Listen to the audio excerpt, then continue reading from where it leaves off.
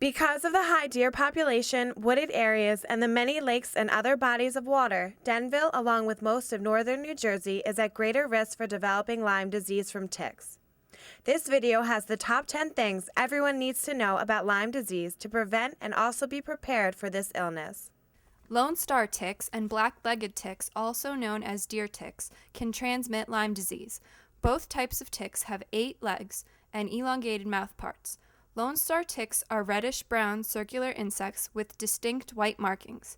Female deer ticks are reddish in color with teardrop-shaped bodies and are about the size of a sesame seed.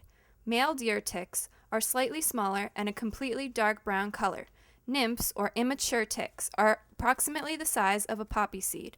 Larvae, or tick eggs, do not transmit Lyme disease. The main risk areas for ticks are wooded areas, especially with a high deer population.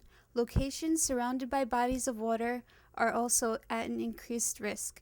Any areas where tall grass is present could also be a home for ticks. To prevent ticks from attaching to your feet as you travel through the outdoors, wear closed-toe shoes. Wearing open-toe shoes, such as flip-flops, is not appropriate. Wearing light-colored clothes increases the visibility of the dark color of ticks on a person. Another important consideration before going into wooded areas that could have ticks is keeping your clothes tucked. Gloves are recommended, but you want to make sure that your shirt is tucked into your pants and your pants into your boots, sneakers, or other closed-toe shoes. Checking for ticks when you come inside from risk areas is another way to prevent Lyme disease.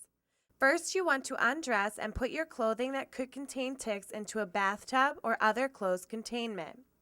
You want to start from the top of your head and work your way down your body. Using a mirror or a friend, check your scalp. If you have long hair, you can put it up once you go through your roots and continue down the rest of your body. Make sure you check well under your arms and in other moist, dark areas. You can also use a mirror to look at your back if you do not have someone to help you. In the event that you do find a tick on yourself or your child, don't panic. Just keep in mind the proper way to remove a tick. Don't use a match or your fingers. You always want to use a pair of tweezers, and you want to pull the tick out as close to the head as possible, so be sure you get the tweezers right up against your skin and pull it straight out. You may want to put the tick in a container of alcohol in case it needs to be identified later. After removal, cleanse the area with soap and warm water. If you have been bitten by a tick, there are certain signs that you should look for that will alert you to contact your doctor. These signs include a circular rash, fatigue, chills, fever. Before heading out to a wooded area, another thing you should do is spray your skin and clothing with a DEET insect repellent. Insect repellents come in many varieties, so when choosing one, make sure DEET is one of the ingredients listed on the front, and the higher the percentage, the longer it will last. Make sure all exposed areas of skin are covered with DEET, including your face and the back of your neck. Spray it into your hands and then rub it into your face. After you are dressed, then spray your clothing. Creating a tick-safe zone can be very effective in decreasing your risk of being bitten by a tick. The first step is to remove any leaves from the lawn and to clear all tall grass in the areas. The second step is to make sure that all wood is stacked in a neat and dry area. The third step is to place gravel or wood chips at the end of the property to serve as a natural barrier. Finally, all equipment or lawn furniture should be kept away from the edges of the tick-free zone and should instead be placed near the center of the yard or park.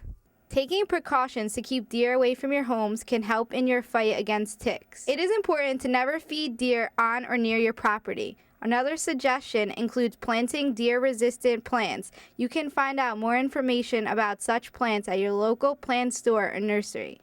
If you wish to keep the deer off your property entirely, it is suggested that a fence or other physical barrier is built. Thanks for watching our video. We hope you enjoyed it, and remember, take time to prevent Lyme. The clock is ticking.